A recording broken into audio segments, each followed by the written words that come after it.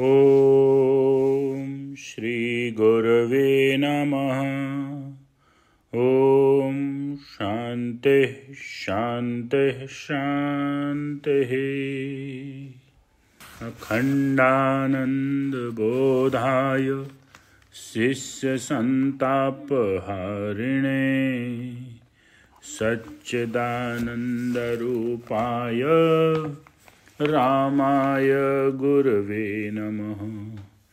ॐ शान्तिः शान्तिः शान्तिः।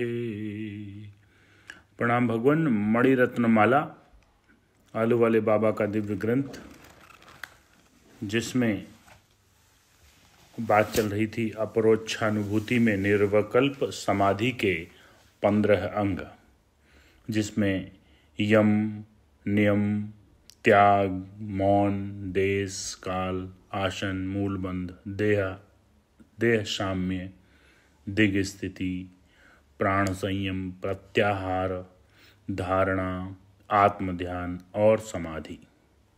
इनकी व्याख्या में मौन की बात हुई थी कि पंडित उस ब्रह्म का मैं ब्रह्म हूँ ऐसा अनुसंधान करते हैं जिनको वाणी नहीं पहुँच सकती, उसका वर्णन कौन करता है। इसलिए जानकर भी न कहा जाना मौन है। यह मौन साधु पुरुषों की स्वाभाविक सिद्ध है। यह मौन साधु पुरुषों को स्वाभाविक सिद्ध है। अंतःकरण की प्रवृत्ति विशेषता से प्रपंच की तरफ न होना मौन है। जहाँ आदि अंत और मध्य में कोई भी मनुष्य न हो, ऐसे देश को निर्जन देश कहते हैं। जहाँ आदि अंत और मध्य में कोई भी मनुष्य न हो, ऐसे देश को निर्जन देश कहते हैं।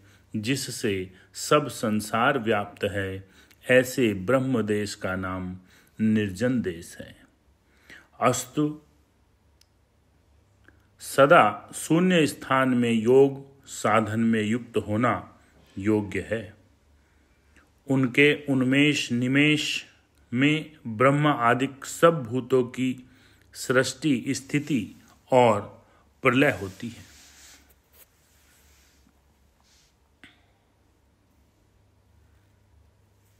इस कारण से अखंड आनंद स्वरूप अद्वय ब्रह्म ही काल शब्द से कहा जाता है। जिसमें उत्तम प्रकार से ब्रह्म चिंतवन हो, उसको आसन कहते हैं। उसके सिवाय ब्रह्म विचार नहीं हो सकता। इसलिए इसके सिवाय अन्य आसन सुखकर नहीं है, किंतु सुख के नाश करने वाले हैं। जिस करके सिद्ध पुरुष सिद्ध कहलाता है, जिसमें लीन रहता है और जो विश्व का अधिष्ठान स्वरूप अव्यक्त है, वह सिद्धासन कहलाता है। जो आकाश आदि पंचभूतों का आदि कारण और चित्त की एकाग्रता का मूल कारण है, वह मूलबंध कहलाता है। ऐसा मूलबंध राजयोगियों को हमेशा सेवन करने योग्य है। जो सब प्राणियों में समान दृष्टि करके ब्रह्म में लीन होना है, वह देह साम्य कहलाता है। सूखी लकड़ी के ठंट के समान समता नहीं कहलाती। दृष्टि को ज्ञान में करके जिससे सब जगत को ब्रह्म में देखता है, वह दृष्टि परम उदार और मंगल को देने वाली है। नासिका के अग्रभाग को देखने वाली दृष्टि को दृष्टि नहीं कहते, किंतु जिसमें दृष्टा, दर्शन और दृश्य तीनों विराम को प्राप्त हो जाएं, वह दृष्टि कहलाती है। ऐसी दृष्टि करना योग्य है। चित्त आदि से लेकर सब पदार्थों में ब्रह्म भावना करके इंद्रियों की सब प्रकार की वृत्तियों को रोकना प्राणायाम है। सब प्रपंच का मिथ्यात्व निश्चय करके त्यागना रेचक प्राणायाम है। यह ब्रह्म ही सर्वरूप है, ऐसी वृत्ति पूरक प्राणायाम है। और सब ब्रह्मरूप है, इस भाव को टिकाना कुंभक प्राणायाम है। इस प्रकार रेचक पूरक कुंभक ज्ञानियों का होता है। इस प्रकार का रेचक पूरक कुंभक ज्ञानियों का होता है। सब विषयों में आत्म तत्व देखकर, जगत को ब्रह्म में देखकर, चैतन्य स्वरूप आत्मा में चित्त लगाना प्रत्याहार कहलाता है। मुमुक्षुओं को इस प्रकार का प्रत्याहार अवश्य करना योग्य है।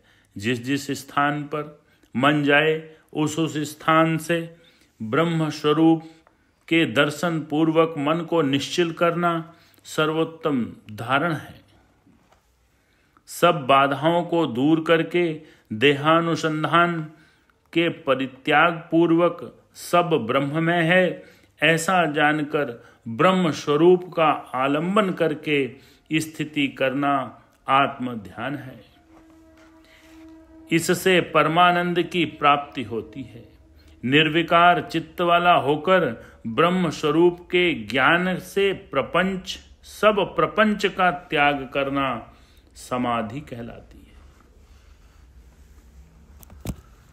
ओम शांति शांति शांति।